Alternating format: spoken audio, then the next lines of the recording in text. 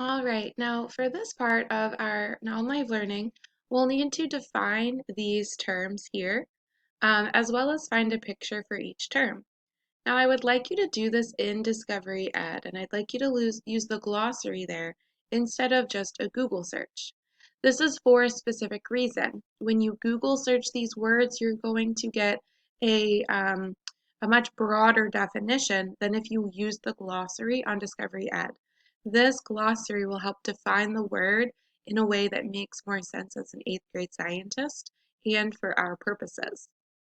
So what I would like you to do is go to Discovery Ed, and ideally, you would find yourself in the part of our tech book that we're working in.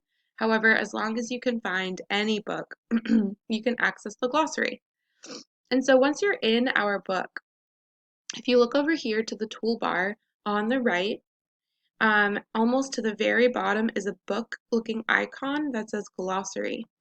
And once you open that, you have access to the entire glossary for our chapter. So remember, that's why I said this is more helpful than looking on Google. You'll go up here to the search bar and you'll type in one of our terms. So one of our vocabulary words is biodiversity. And you'll see it also will come up in Spanish. So click on your vocab word. You will then have the definition, a video, and an image. You do not have to use this image for your definition, but use an image that comes to mind when you read that definition. All right, thanks, scientists.